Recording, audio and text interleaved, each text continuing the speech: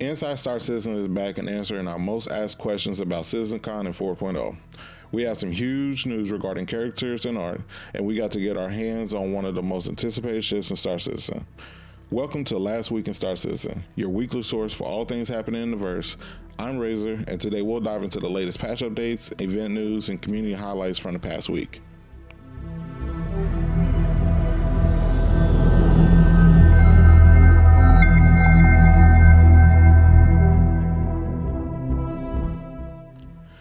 CIG released a new PTU patch last week to all backers for our upcoming IAE patch 3.24.3.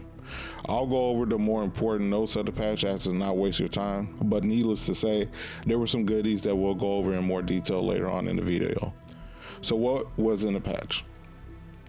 This patch focus was on the IAE Halls of New Babbage, the new global event Stay Standing, which had phases 1 through 5 activated for the weekend, and new vehicles, the Starlancer Max and the RSI Polaris, were available to Evocati members and owners for testing, which we will get into more later. Next, the devs fixed 3 client crashes, 5 server crashes, and 3 server deadlocks.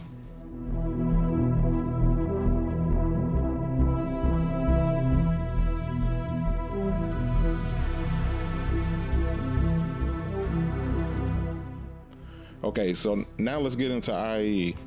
IAE is coming up soon, debuting on November 22nd, and the CIG released a trailer and their schedule highlighting each day and giving us a few teasers on the upcoming ships that will be released, either on the first day of IAE or on the manufacturing day for that vehicle.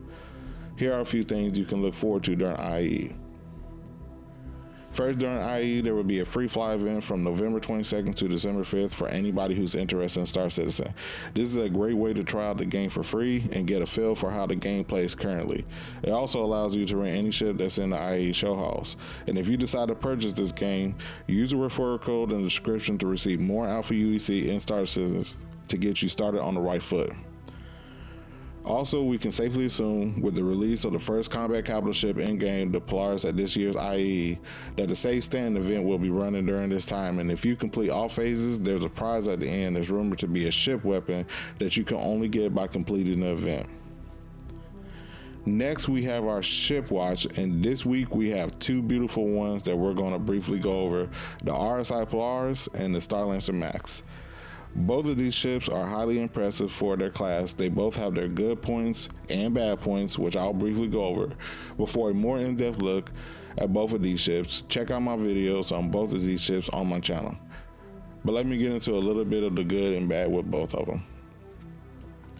Alright, so let's start with the Polaris. The Polaris hosts a plethora of powerful weapons with 14 turrets, 28 torpedoes, and 16 size 3 missiles. With the Polaris standing at 166 meters in length and 35 meters with a max crew of 14, but can be crewed by as minimum as 6 people, this capital class ship is a perfect flagship for most orgs. But even with all the positives, there is one glaring con, and that this is truly a ship that has to be piloted with a crew. Compounded with engineering coming soon, this ship is screaming, you need a crew to fly this ship. However, I am excited to see all you Polaris owners in the verse who plan to fly this solo and see what the solo community's use cases will be for this. So for all you solo flyers out there, by all means, send me your videos. I would love to see what you do with your Polaris and how you're going to run it in the verse yourself. All right, send me those videos. This should be entertaining. All right, next we have the Starlancer Max.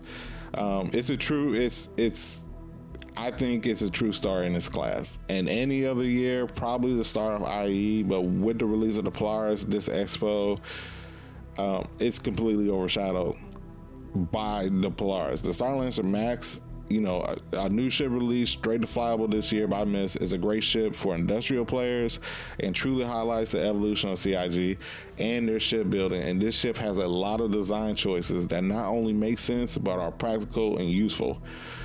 Okay, next we're going to go over the past week's ISC, which was characters and creatures. So last week, ISC was back in the rotation, and we got a Q&A with the team, and they answered our top questions for the characters and creatures panel from CitizenCon.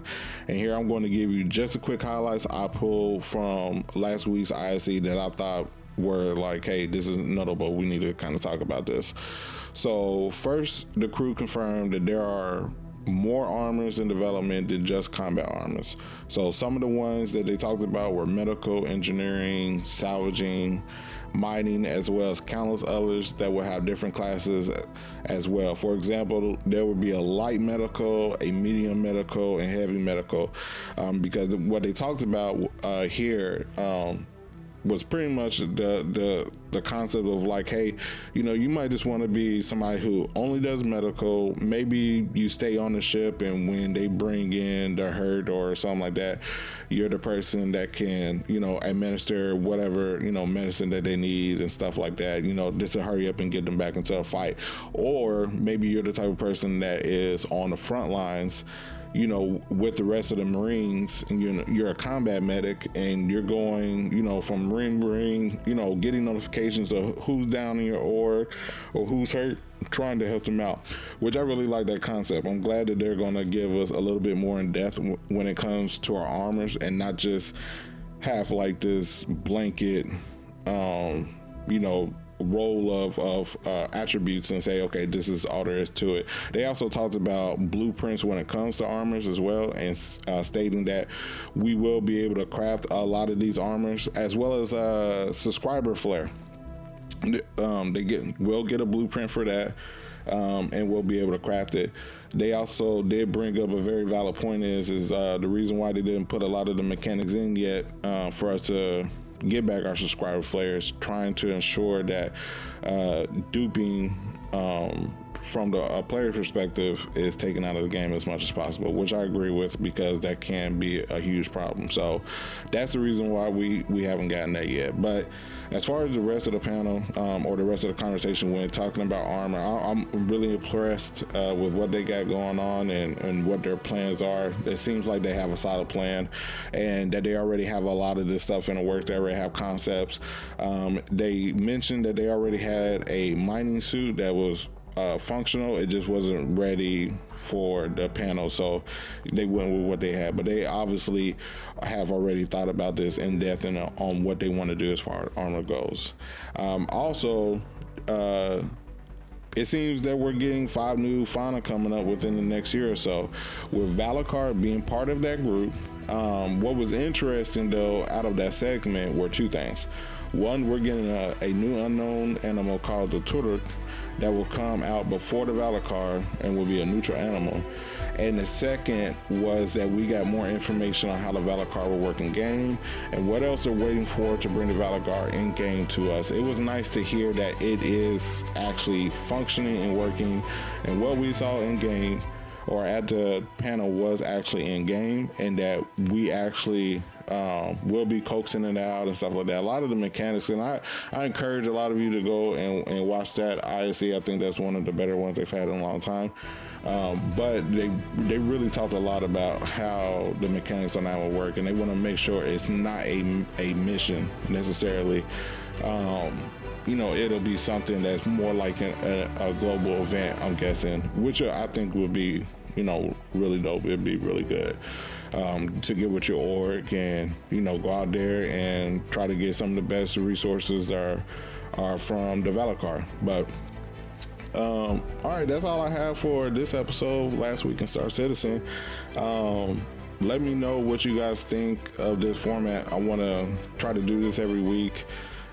Just kind of condense all the information that we get from 1 week, condense it for you guys, so that way you can kind of catch up on it and not have to dig through so much on your own to find the information. You can come to one place, get the information that you need, get out, feel confident about it.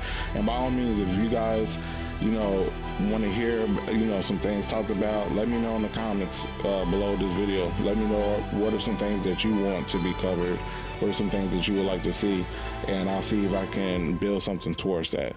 All right, thank you guys for watching this. Make sure to like, share, and subscribe, and I'll see you again later.